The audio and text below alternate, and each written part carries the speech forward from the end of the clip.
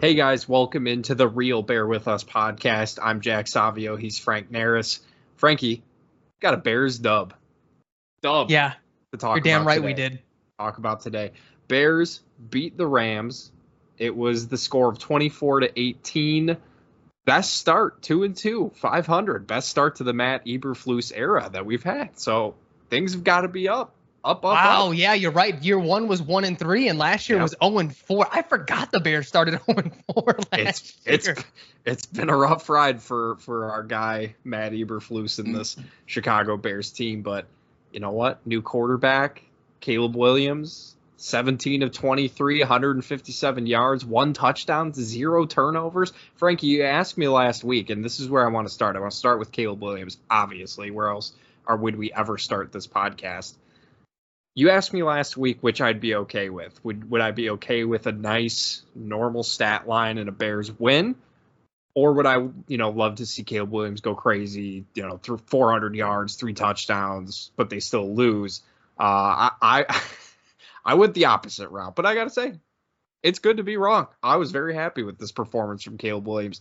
Do you feel the same? Are you satisfied with the 157 yards passing, 1 touchdown, no turnovers?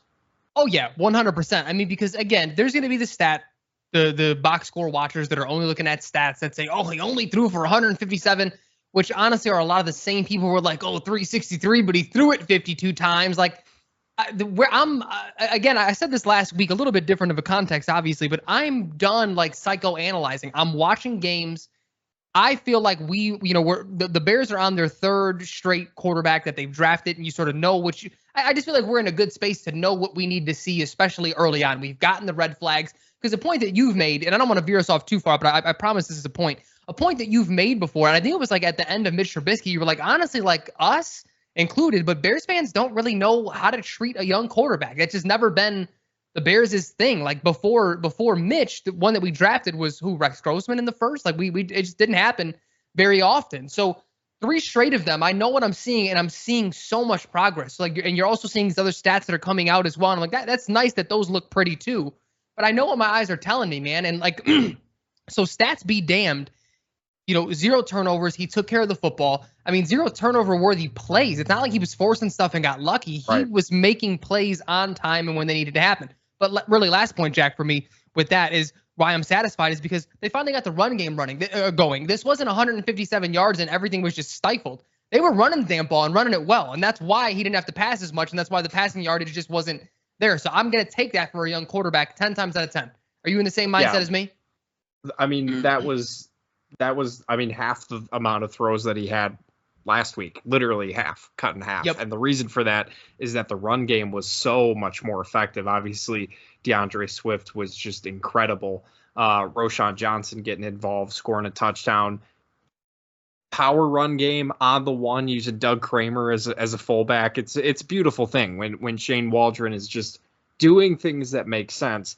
The run game, offensive line, I thought played a lot better.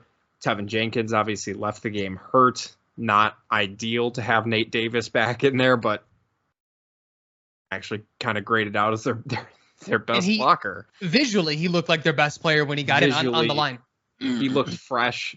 Who knows with Nate Davis? I would love to say, hey, maybe this is kind of a wake up call for the dude, but I just don't know where his head's at this point. One thing, Frank, I may have noticed my head was down. I was trying to look through our texts and find something here. I got a couple of Caleb Williams stats for you, if you'll indulge me for a second. I absolutely will. This is from Bears PR. Caleb Williams completed 73.9% of his passes today, aka yesterday. The 3rd best for Bears rookie quarterback in a game since 1970. It's nice to see. And then this last one here, Caleb Williams versus the blitz, 8 of 9, 75 yards, and a touchdown. Frankie, I know the stats aren't eye-popping, but I know they're not, Jaden Daniels. He's not highlight reels, just throwing deep balls left and right. But this kid is learning how to play quarterback in the NFL. He's getting more and more comfortable with the speed of the game, and it's it's nice to see. And I think he's learning a little bit more about what his offensive line can do and what they can't do, when he should bail a little bit earlier. But I think he's also kind of learning that, hey, I can throw some of these balls in the vicinity of these guys and they'll make a play for me. And that's nice to see. And especially if Caleb is going to perform that well against the blitz all year, he's going to need to, because this offensive line is not very good at protecting him. So what do you think about Caleb, just the progression, not even necessarily the game itself? You can talk about that if you'd like, but just maybe the progression you've seen now that the first, I guess, quarter of the season is over. I mean, listen, I think if you watch his first start, again, stats be damned. Those stats were terrible. We know that. But it's not like his stats look incredibly better in week 4. But just look at the way his feel for the pocket. It was already there, but it's like it's progressing from the high level that he came in with it. The same thing with his processing skills. The same thing getting through reads. The speed of the game for him is like so much slower right now than it was week 1. And again, there's going to come to a point where this kid is just so special. We don't have to keep harkening back to these other quarterbacks, but we never saw that with Mitch. We never saw that with Fields. Like the game just consistently seemed too fast for them. Were they still going to make plays? Absolutely, because they were physically talented quarterbacks. They were drafted in the first round for a reason. But I'm seeing him just be in the rhythm of things. Now, I'm sure as this podcast goes on, we'll talk about the qualms we had and we still have with Shane Waldron. But so take scheme away, just his feel for the game and just visually watching him, he's got it, man. So everyone who's like was panicked after week 1 or like still is doing the Jaden Daniels thing, like I'm not worried, because to your point, more playoff games are going to be won with a quarterback doing what Caleb Williams did yesterday than they are when what Jaden Daniels did yesterday. It's not to say, oh, like Jaden's over. I think Jaden's really good. He's been playing very good football. Good. But I'm just saying we haven't had to see him really do as much processing as Caleb. And it's not to say he's bad at it, but they're going to be compared as the 1 and 2 picks. Caleb is doing high-level quarterback shit. I said this last week. He's doing high-level quarterback shit, the anticipatory throws, being on time, being within the rhythm of the offense, getting through his reads.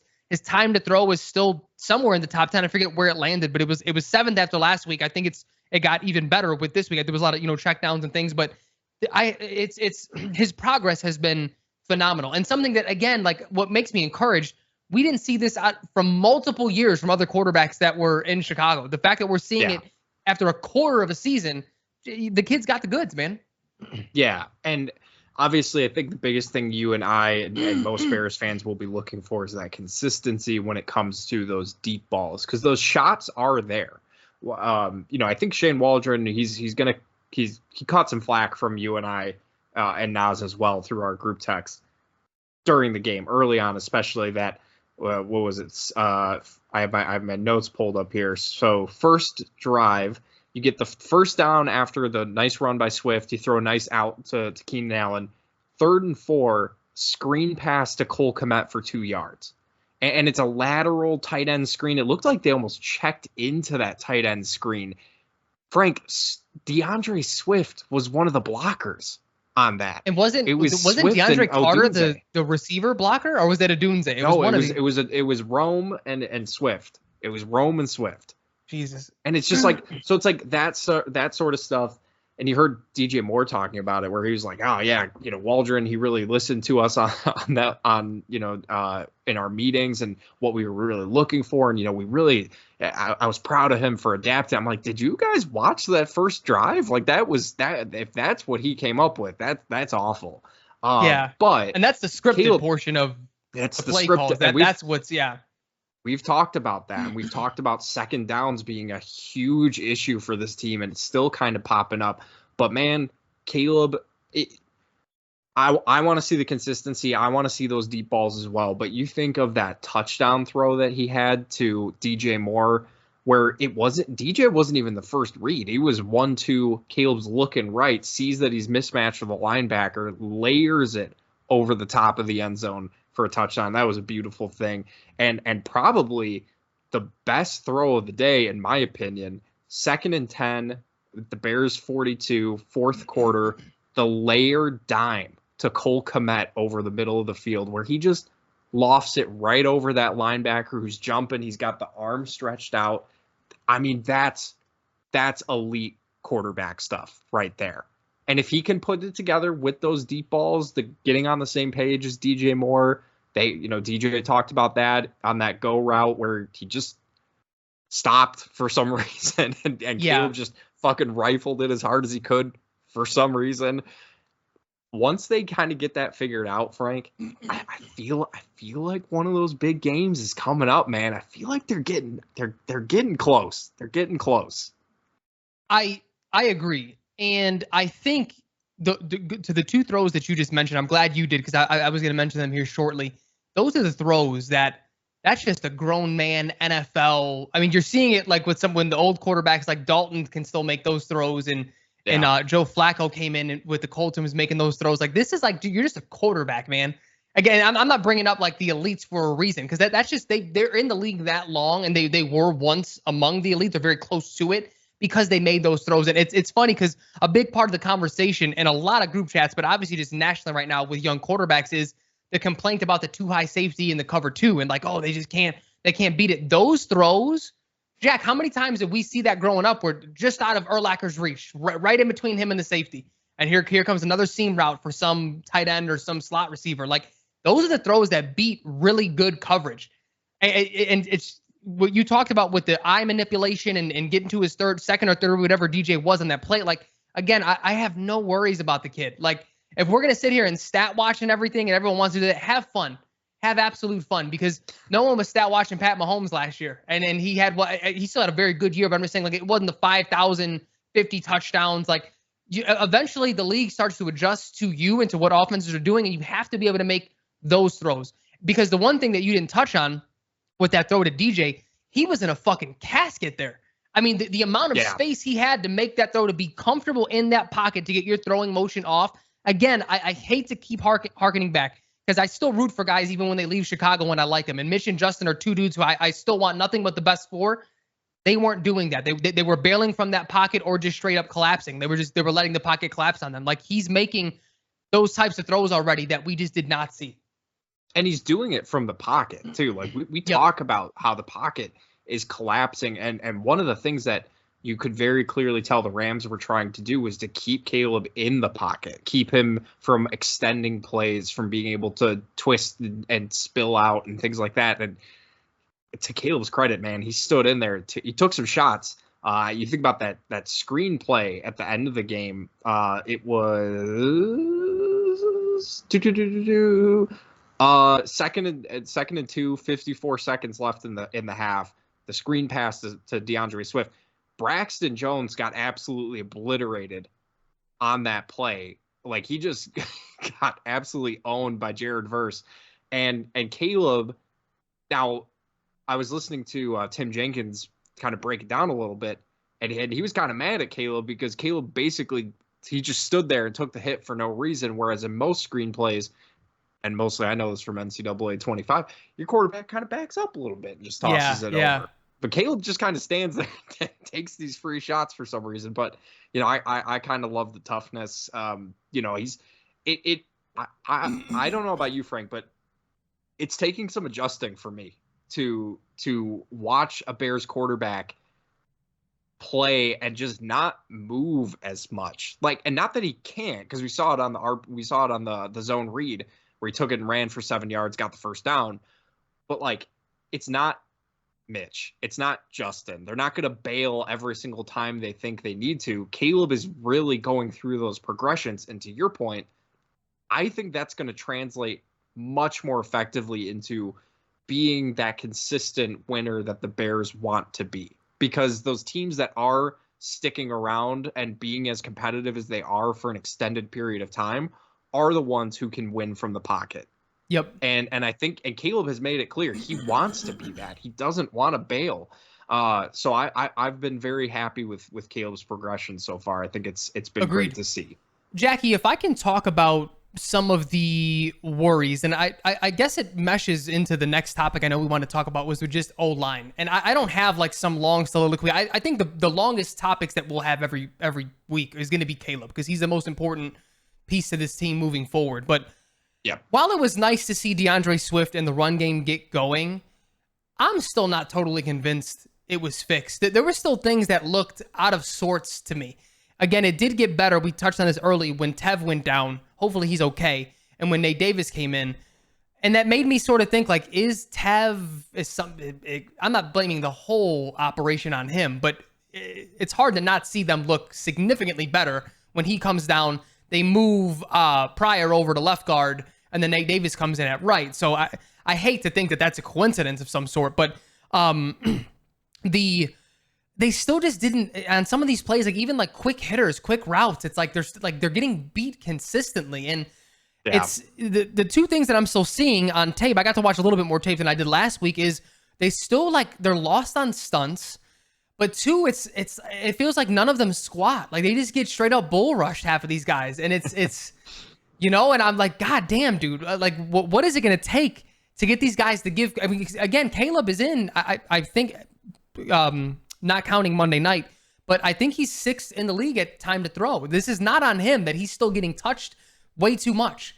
So I'm not completely convinced. Swift looked better. I guess the most encouraging thing when it comes to Swift, though, speaking of him, is they got him involved in the pass game. That's where his value is going to come. I don't think he's ever going to be a consistent. About that last week. Exactly. So there are some encouraging things there. But Jackie, I mean, I know you want to talk O-line. What did you see out of that group? I saw some improvement from Shelton. I thought I think Caleb's just doing a much better job of getting guys into the right sets. Obviously, the run game was significantly improved, and it is going to be about finding that combination. One thing, Frank, I think you brought it up expertly. I think it was either a couple weeks ago, maybe even last week.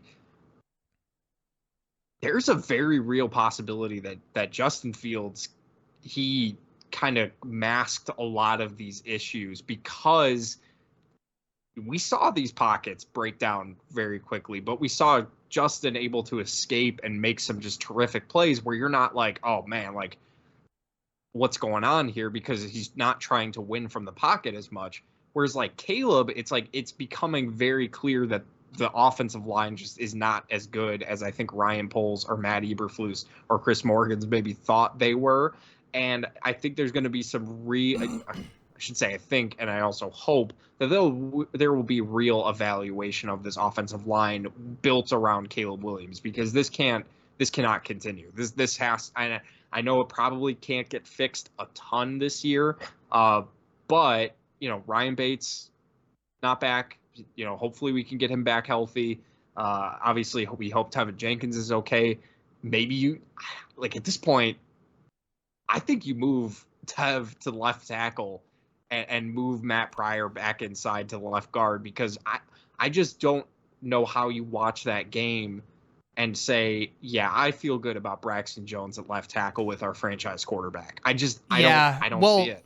I guess specifically speaking about the line, Jack, the tackles have been the most disappointing. We came in with worries about the interior, and it's not to absolve them. They've still been bad, but what we thought we had two solid tackles. Let me not say solid. We thought we had a solid left tackle that sort of every year you're like, do we upgrade? Do we not? He's sort of, league average, maybe a little bit below, a little bit above, depending on the rest of the tackles in the league, the left ones. But Darnell Wright has been just bad. And again, I know, you tweeted, oh, he's dealing with an injury, and I get that, but then sit out. You're harming the team. And this has been my take across sports. You know that, Jack. I've had this take before. Yeah. When people say, oh, he's hurt, and I get that. I understand that. Maybe that's the reason that you're performing poorly. But at a certain point, you can't just push through it. You got to sit for a couple weeks and heal up then, because you're not like fighting through an injury and performing valiantly. You're getting beat on things that we didn't see you get beat last year. So they have been the two most disappointing pieces on this offensive line, in my opinion, because everything that we're getting out of center, I more or less expected, unfortunately. You just hope that we get something positive out of the center spot. He just doesn't get blown up by safeties every week. I mean, it's fucking embarrassing. The bull rush has always been Braxton Jones' biggest weakness, and it seems to have been a disease that's been caught across the entire offense. Yes, line. It is spread. It's what is that? The shit that you can get in the showers with your feet. Oh, the athlete's foot. No, it's something. I forget what. A staph infection. Can't you get the staph infection? Ew. Gross. No, this offensive line needs to pick it up. It's 17 of 23 is good. I like that.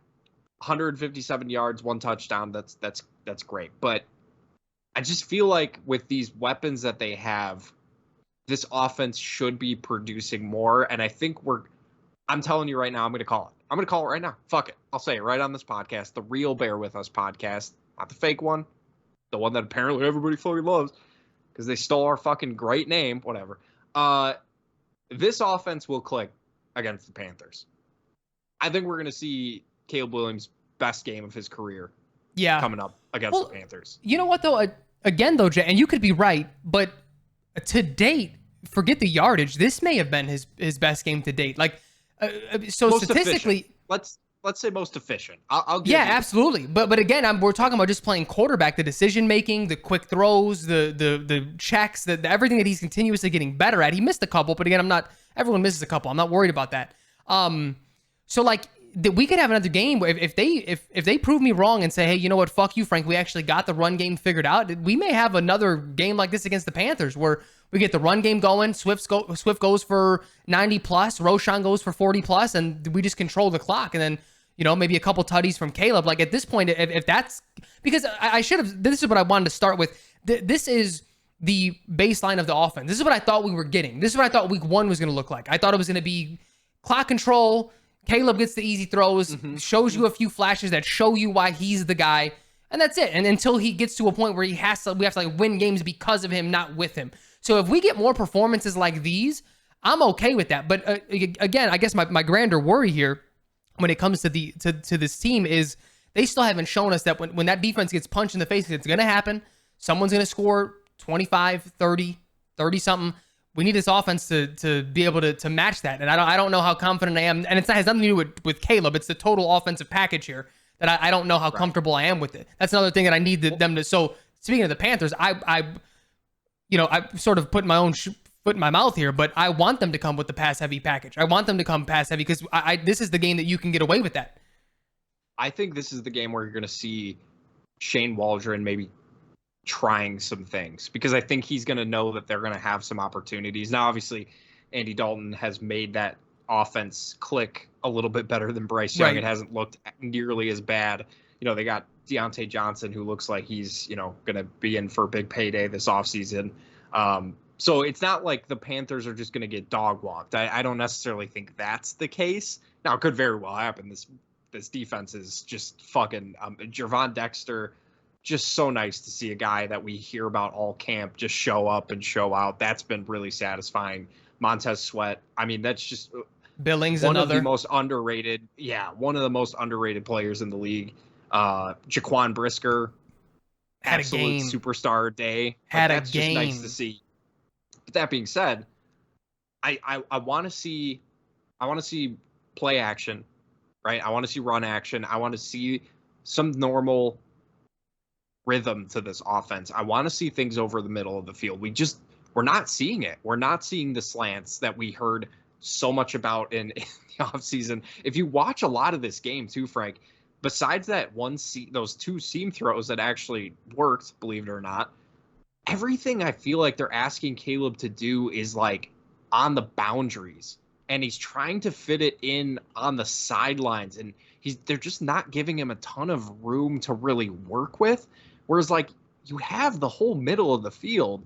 Now, obviously Keenan Allen's coming back from an injury, you know, this week. I didn't expect too much out of him this week. But I just don't like Rome not being involved after last week. I don't like that. I don't like seeing that.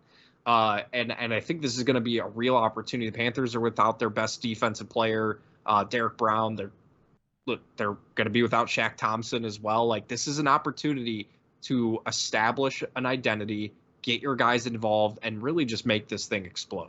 Because these wide receivers, they're too good, Frank. They're too good. And I know that you have a problem with somebody who may have a little bit of a revenge game against the Panthers. I was going to say it's a phenomenal segue into something that we wanted to talk about. And we won't be too deep with it because I'm not to the point with DJ Moore where I think it's like Stefan Diggs level of, you know, blowing up and like potentially being a problem.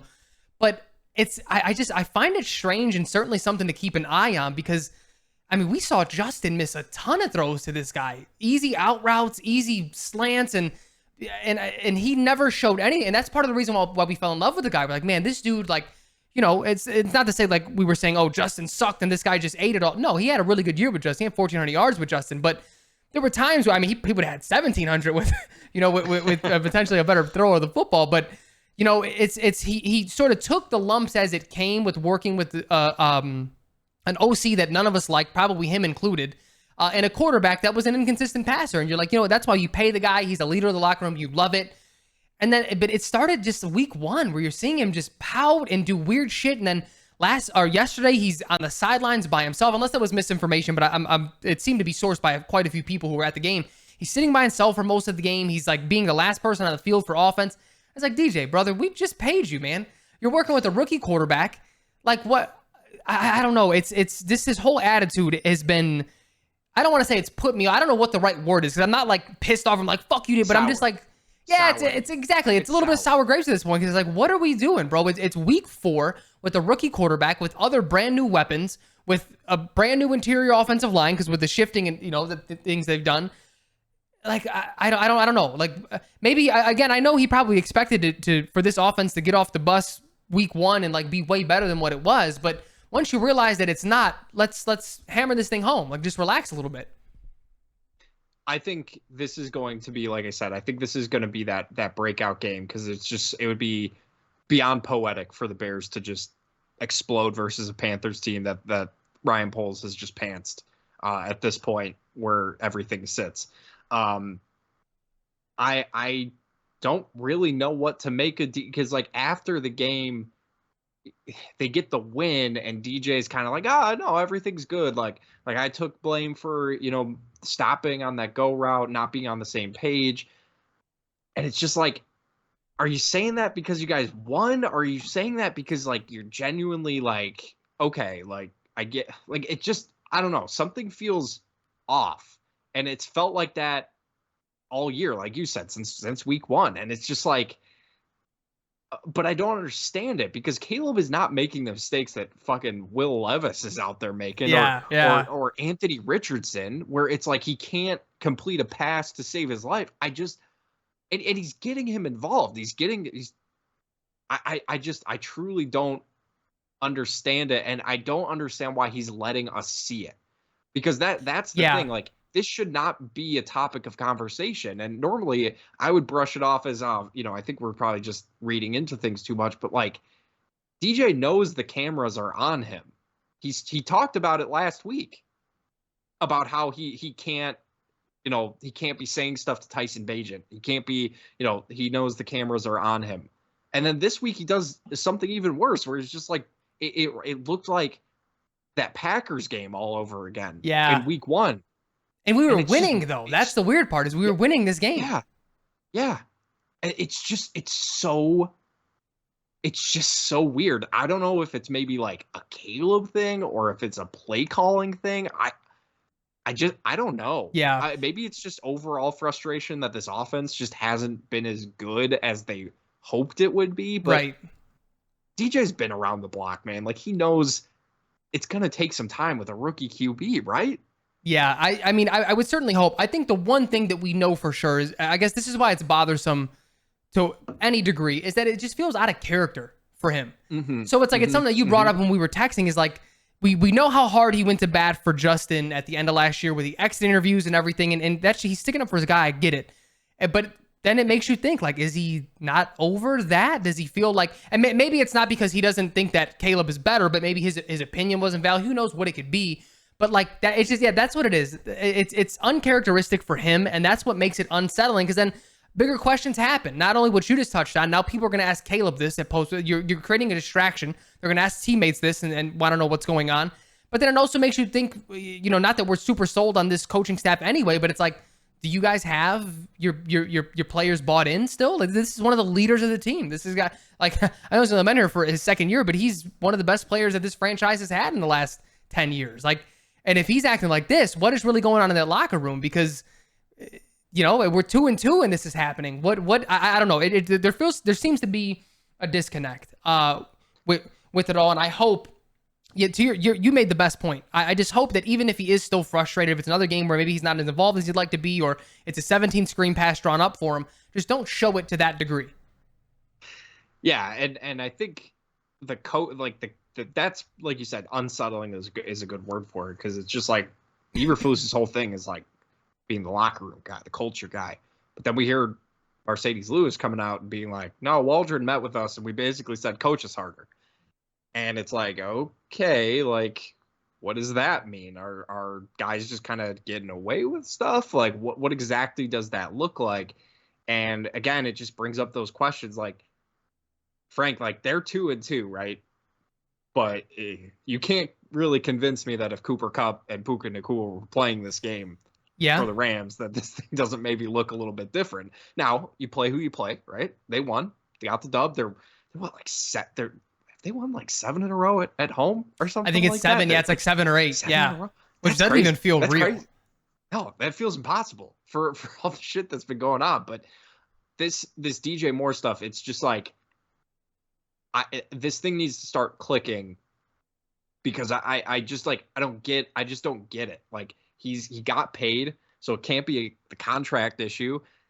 Why would he want a contract extension here if he doesn't like, if he's that pissed about the quarterback stuff? Like, it's just weird. It's a weird situation that, like, I don't want to say that this is a must-win game against Carolina, because it's obviously not.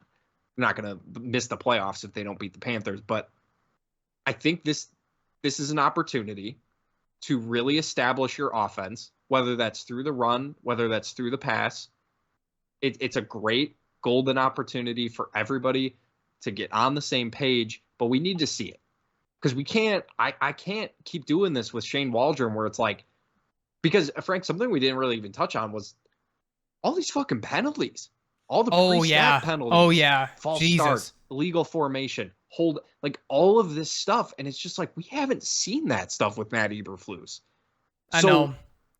What are they doing at practice? Like, it's actually, semi credit to the offense, because it's mainly been the offense, because it does get better as games go on. But I'm glad you brought that up, because this is something that just evaded me. Was we don't have a fourth quarter or a first quarter point in 4 games.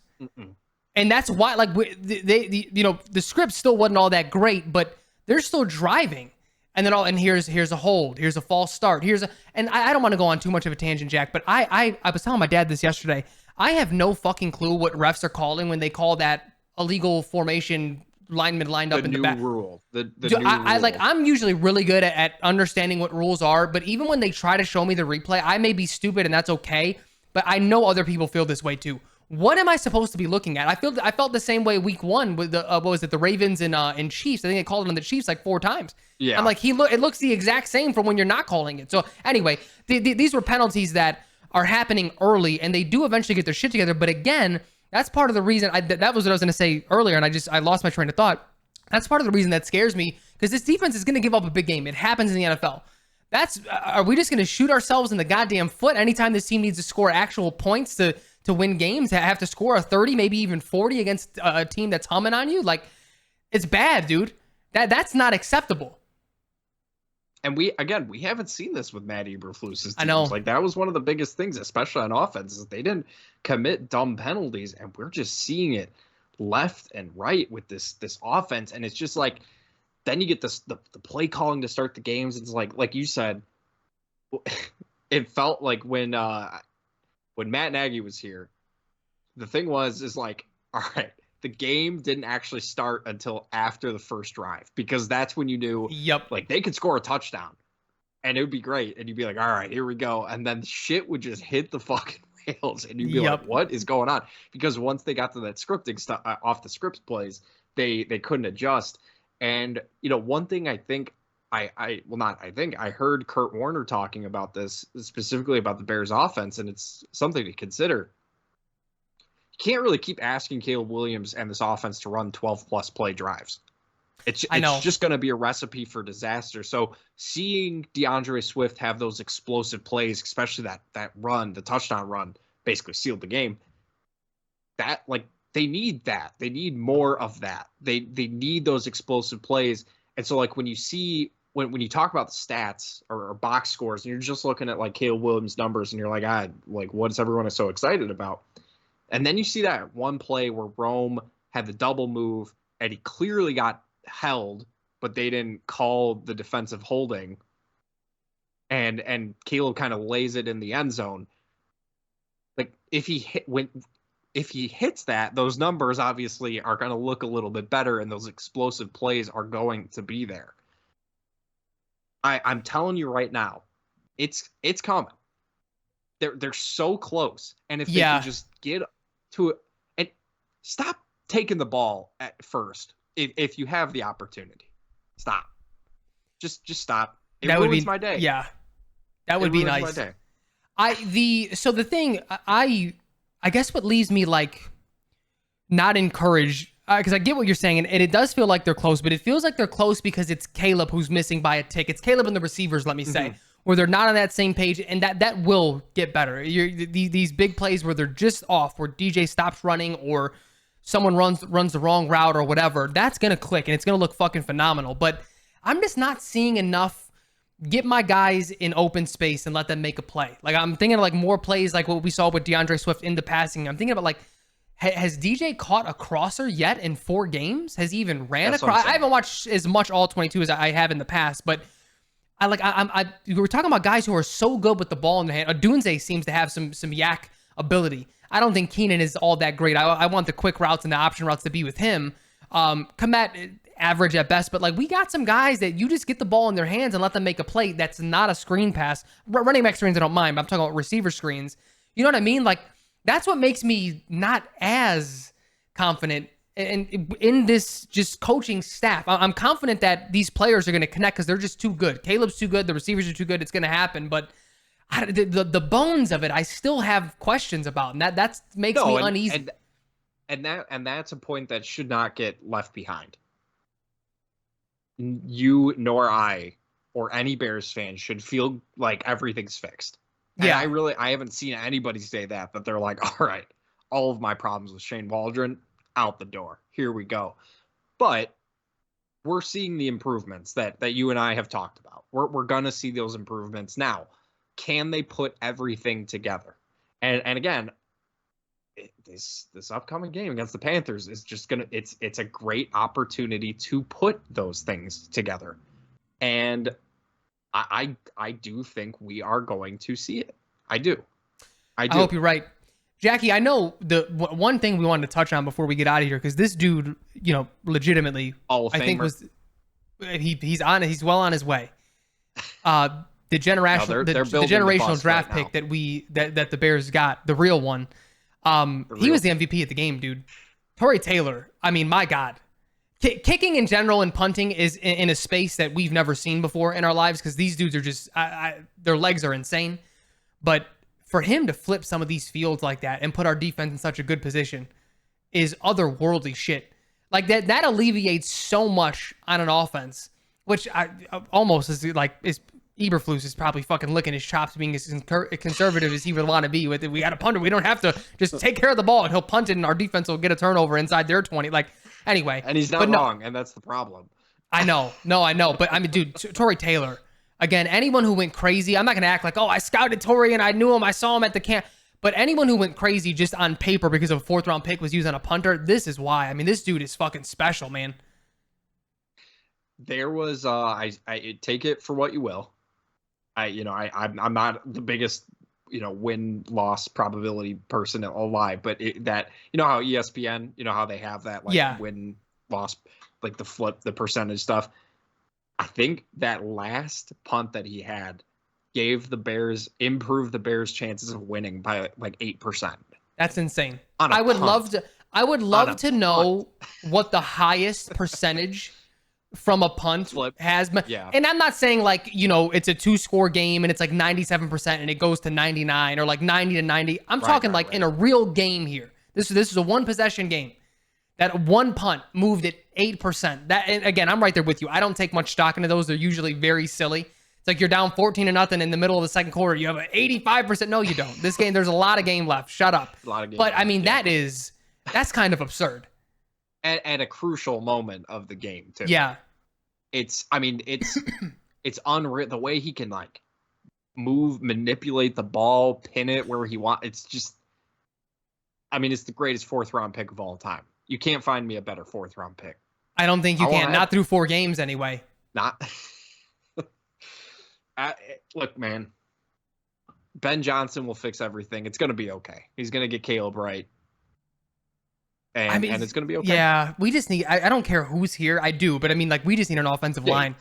Because I'm watching Jaden Daniels, and I get that they have a totally different philosophy on offense. It's the air raid. They're going deep. They're playing into what he's really good at, and he's looking fucking great. He's running this essentially the same system he has the past 2 years. But he has so much time on some of these deep throws. It's insane. I'm legitimately jealous of Washington fans. They get to see their rookie not always have to be the quarterback guy and just let it go. Let it go. Yeah. You got Terry 1-on-1 deep. Let it go. Their offense is so fun to watch. And again, it's frustrating because you can't tell me that Washington has better skill players than Chicago does. They don't, and they gave up their wide receiver too. They gave up Jahan Dotson for a third, so they're down a guy. And I mean, Terry is good. Don't get it twisted, but DJ is. I don't think many people would argue against. They DJ would swap. Being a better they player. would swap receiver cores in a second, all 3. Right, and so again, it's just like overall, just kind of going right back to your point for a second here, as Jared Goff catches. I just saw that. Yeah, he caught a touchdown. That's crazy. Dan Campbell, my God, like coaching matters, right? And Matt Eberflus beat a very good coach. It's nice to see, but it's just it's offense, like you were saying, this offense just it doesn't feel quite right. And let's hope, Frank, that this Carolina game. Let's hope this is the how much more can the Bears shove down the Panthers' throats? I think Caleb's got a 400-yard, 4-touchdown game in him against these Panthers at home. Come on, come on. Yeah, it's 2 inches in. Add the other 2. Get some Diddy oil and get it right down. Jesus Christ.